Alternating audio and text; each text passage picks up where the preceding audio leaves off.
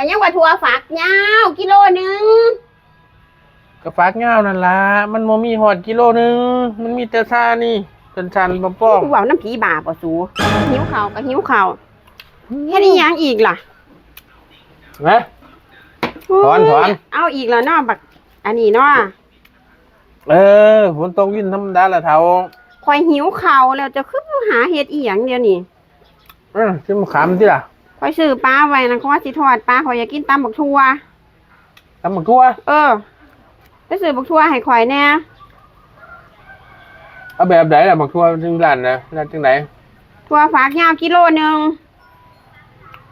ฝ่าไปแล้วฝ่ามาได้ข่อยหิวข้าวแห้งนี่ข่อยทอดปลาไว้หั่นสิใหม่ทิม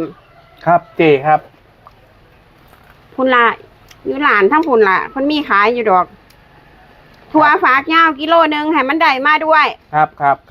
เร็วๆหิวข้าวไปเดี๋ยวนี้นะครับ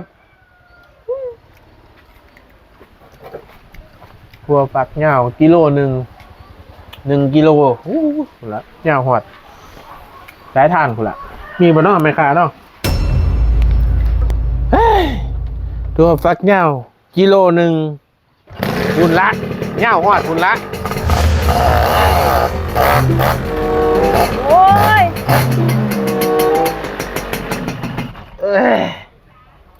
ใส่ละบักทั่วข่อยบ่มีเท่าหยังสิบ่มีร้านเจทับทิมน่ะเป็นหยังสิบ่มีมันมีแต่สันๆมันมีแต่สันสันก็คือบ่เอามามันบ่ยาวหอดโลมันมีแต่สันๆซ้ำนี่มันบ่หอดโลสิไปเอามาได้จังไดต้องหายาวๆเจ้าจังสิถึกใจเจ้ามีแต่สันๆก็เลยบ่มาเท่าจักเก๋ก็เฮ็ดจังไดไปหาอีหยังยาวๆเจ้าว่าเอาถั่วฝักยาวกิโลนึงข่อยก็หาเบิดสุร้านน่ะบ่มีหาไสก็บ่มีโอ้ยหยังล่ะเท่า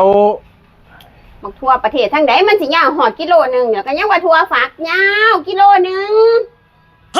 กระฟักเงานั่นล่ะมันโมมีหอดกิโลนึงมันมีแต่ซานี่ชันๆป้อมกูเว้าน้ำผีบาปอ่ะสูทั่วฝักยาวกิโลนึงทั่วฝักยาวกิโลนึงเอามากิโลนึงเข้าใจอยู่บ่เอามา1กิโล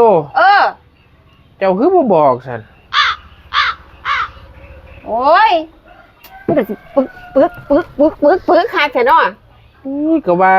กิโลนึงข่อยคือหาเบิดสุร้านน่ะ3ล้าน4ล้านหน่วยยาวๆมันก็บ่มีแหละ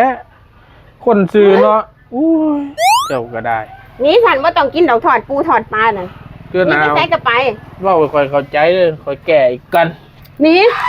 แก่แน่มาแก่จัง